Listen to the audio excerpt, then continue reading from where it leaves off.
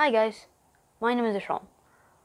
Whenever you go outside and buy something, have you ever thought about where the money comes from, or how people used to buy things in the past? How things worked when no bills were created? Or how money evolved from coins to paper bills and then to plastic money, and then finally transformed into cryptocurrency? Let's find out together.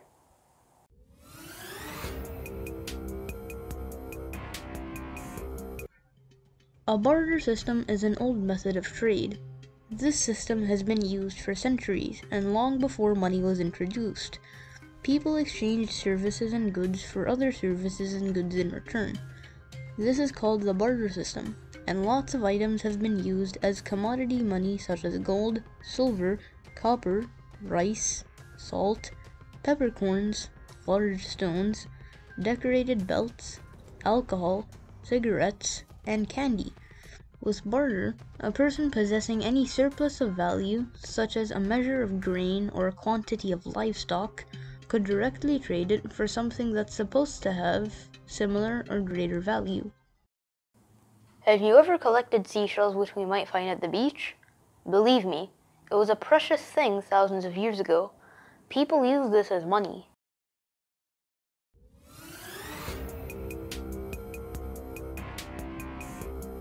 Shell money was used as coins are used right now, and other forms of commodity money was once commonly used in many parts of the world. Shell money usually consisted of whole or partial seashells. The use of shells in trading began as a direct commodity exchange. Shell money has been used as money in America, Asia, Africa, and Australia. The most familiar form may be the wampum created by the indigenous peoples of the east coast of North America. It's a strong consideration that 3,000 years ago, cowrie shells or copies of the shells were used as Chinese currency. The classical Chinese character for money and currency originated as a pictograph of a cowrie shell. In earlier times, cowries were used as a means of exchange in India.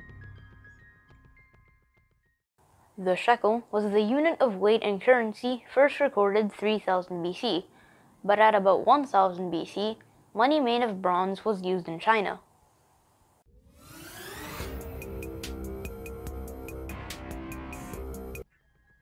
Shekel, which was nominally equivalent to a specific weight of barley that was the equivalent form of currency. It has long been assumed that metals, where available, were favored for use as proto-money over such commodities as cattle, cowrie shells, or salt, because metals are at once durable, portable, and easily divisible.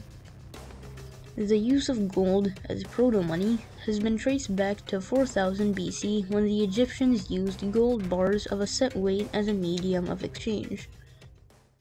Cast bronze replicas of cowrie shells were in use before this, but after some time, coins were accepted all over the world.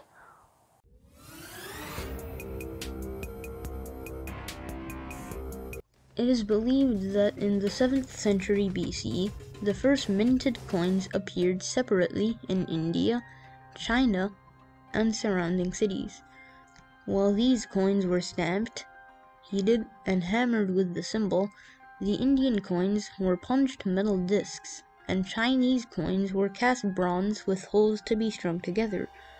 Gold and silver have been the most common forms of money throughout history.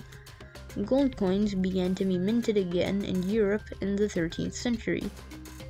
In the Indian subcontinent, Sher Shah Suri introduced a silver coin called a rupiah. Its use was continued by the Mughal Empire. The question arises here that which country used paper money first and how long ago was it started? So the answer is paper money, or banknotes, were first used in China.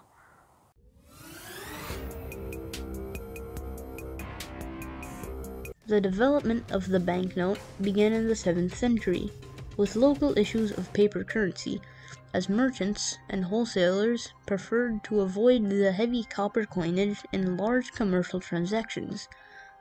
The use of credit notes is often for a limited period, and at some discount to the promised amount later. Paper money was used alongside the coins. The central government soon observed the economic advantages of printing paper money, issuing a monopoly right of several of the deposit shops to the issuance of these certificates of deposit. By the early 12th century, the number of banknotes issued in a single year amounted to an annual rate of 26 million strings of cash coins. In the 13th century, paper money became known in Europe through the accounts of travelers, and eventually adopted throughout the whole world. It wasn't a fast process, but in around 500 years, almost every country was using paper money.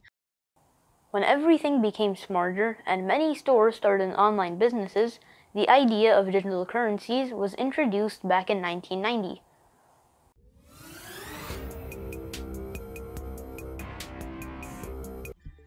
Advances in computer technology in the second half of the 20th century has allowed money to be represented digitally. By 1990, in the United States, all the money transferred between its central bank and commercial banks were in electronic form. By the 2000s, most money existed as digital currency in banks' databases.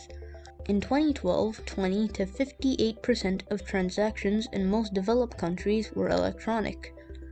The benefit of digital currency is that it allows for easier, faster, and more flexible payments. Examples of digital currency include cryptocurrencies, virtual currencies, central bank digital currencies, and e-cash.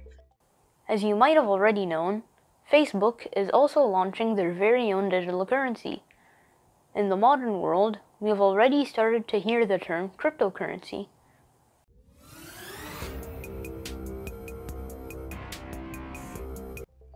In 2008, Bitcoin was proposed by an unknown author under the pseudonym of Satoshi Nakamoto. It was implemented in the same year. It became the first widely used decentralized peer-to-peer cryptocurrency. Since Bitcoin's inception, thousands of other cryptocurrencies have been introduced.